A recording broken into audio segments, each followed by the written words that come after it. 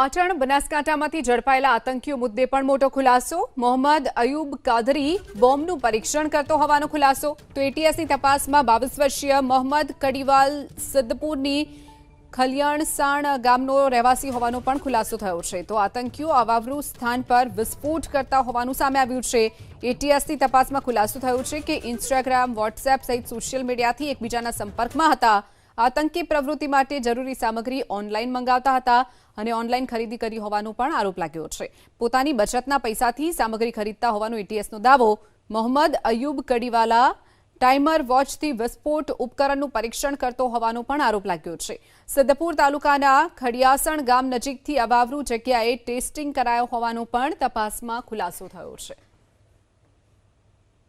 Gujarat ATS દ્વારા પાટણ તેમજ બનાસકાંઠા જિલ્લામાંથી 13 જેટલા આતંકવાદીઓને પકડીને ઓપરેશન છે તે શરૂ કર્યું હતું અને તેની તપાસના દોર હાલ ધમધમાટ ચાલી રહ્યા છે। આપને હું દ્રશ્ય બતાવવાનો પ્રયત્ન કરીશ કે એબીપી અસ્મિતાની ટીમ પહોંચી છે પાટણ જિલ્લાને જે સિદ્ધપુર તાલુકાના ખડિયાસણ ગામ ખાતે, જ્યારે જે 5 આતંકવાદીઓ જે સિદ્ધપુરમાંથી પકડવામાં હતા છેલ્લા 2 દિવસ પહેલા, તે આતંકવાદીઓ છે ત્યાં સિદ્ધપુર તાલુકાના હતા। તેમાં 4 જે હતા તે સિદ્ધપુર તાલુકાનો હતો અને એક હતો તે બનાસકાંઠાના વડગામનો હતો। ત્યારે જે મહત્વનો જે બીજા નંબરનો જે આરોપી હતો મોહમ્મદ અયુબ કડીવાલા, તે છે તે ખડિયાસણ ગામનો હતો ને તેને લઈને એટીએસ દ્વારા સ્પષ્ટતા પણ કરવામાં આવી હતી કે જે ટાઈમર બોમ્બ બનાવતો હતો ને તે તેના વિસ્ફોટક પ્રયાસો કરતો હતો। પણ આ જગ્યા છે તે મદ્રેસાને પાછળની જગ્યા છે ને તે અવાવરી જગ્યા છે। તે અવાવરી જગ્યા પર પણ ક્યાંક આને ટેસ્ટિંગ કર્યું હોય તેવું પણ માની શકાય છે। સાથે પરિવાર દ્વારા પણ કહ્યું હતું કે તેના ટેરિસ ઉપર એટલે તેના ધાબા પર પણ અવારનવાર જતો હતો અને ક્યાંક નાના મોટા પદાર્થો મેળવીને તે નાના મોટા વિસ્ફોટક કરતો હતો। પરંતુ પરિવારને તે એમ કહેતો હતો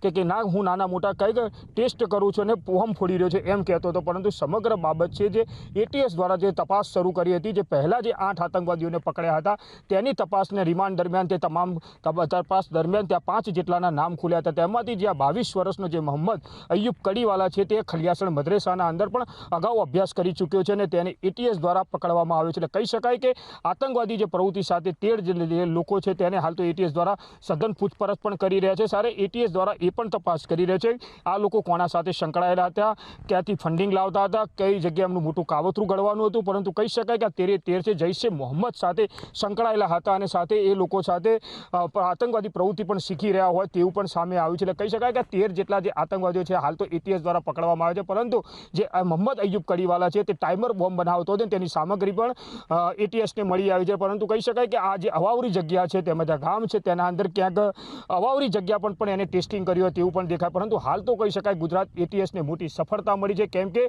જે આ 13 જેટલા આતંકવાદીઓ છે તેમનું મોટું કાવતરું હતું, ક્યાંક મોટો વિસ્ફોટ કરવાના હતા, ક્યાંક મોટી જાનહાનિ કરવાના હતા। તેને લઈને હાલ તો તે તમામ લોકો પકડાઈ ચૂક્યા છે। પરંતુ કહી શકાય કે હજી પણ એમના સાથે જે પણ લોકો સંકળાયેલા છે, જૈશે મોહમ્મદ સાથે સંકળાયેલા છે, તમામની એટીએસ દ્વારા સઘન પાટણ જિલ્લા તેમજ બનાસકાંઠાના અંદર તપાસ છે તેની ધમધમાટ શરૂ કરેલી છે। એઝાઝ મંસૂરી, એબીપી અસ્મિતા, પાટણ। એટીએસ દ્વારા ઉત્તર ગુજરાત તેમજ પાટણ જિલ્લામાંથી 13 જેટલા આતંકવાદીઓને ઝડપ્યા છે। ત્યારે એબીપી અસ્મિતાની ટીમ પહોંચી છે ખડિયાસણ ગામ ખાતે, જે સિદ્ધપુર તાલુકાનું ખડિયાસણ ગામ છે અને આ ઘરના આપણે હું દ્રશ્યો બતાવવાનો પ્રયત્ન કરીશ।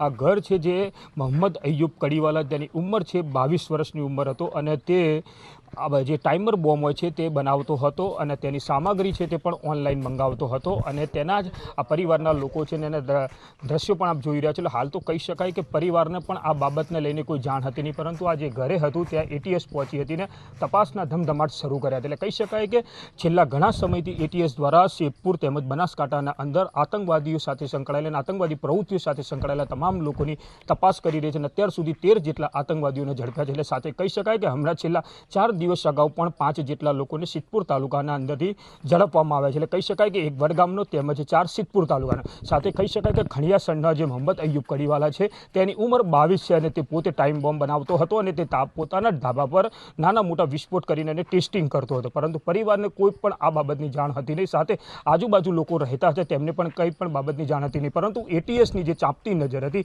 જે દેશ વિરોધી પ્રવૃત્તિ કરનાર લોકો પર હોતી હોય છે ને તમામ લોકોની સામે સંકળાયેલા લોકો સાથે હોતી હોય છે, સમગ્ર બાબતની જો વાત કરવામાં આવે જ્યાં 13 લોકો છે જૈશે મોહમ્મદ સાથે સંકળાયેલા હોય તેવી હાલ તો માહિતી મળી રહી છે। સાથે કહી શકાય કે જે રીતના એટીએસ દ્વારા તમામ 13 લોકોને હાલ તો લઈ જવામાં આવે છે અને તમામ લોકોની તપાસ છે તે શરૂ કરવામાં આવી છે। હાલ તો એટીએસ દ્વારા તપાસ કરવામાં આવે છે ક્યાંથી ફંડિંગ આવતું હતું, કઈ સંસ્થાઓ સાથે આ લોકો સંકળાયેલા હતા, કયા વિદેશના લોકો સાથે સંકળાયેલા હતા અને કઈ રીતના આ લોકો મોટું અંજામ આપવાના હતા તેની પણ તપાસ કરી રહ્યા। પરંતુ કહી શકાય એટીએસની આ સફળ ઓપરેશનને લઈને ક્યાંક મોટું જે ભારત તેમજ ગુજરાત પર જે મોટો હુમલો અથવા કોઈ વિસ્ફોટ થવાનો તેને હાલ તો ટાળ્યો છે। પરંતુ હાલ કહી શકાય કે જે રીતના 13 જેટલા જે આતંકવાદીઓને પકડ્યા છે તમામ એટીએસ દ્વારા સઘન પૂછપરછ કરવામાં આવી રહી છે। ઇજાઝ મંસૂરી, એબીપી અસ્મિતા, પાટણ। સુરેન્દ્રનગરના ચુડામાં વિદ્યાર્થીઓને ખોરાકી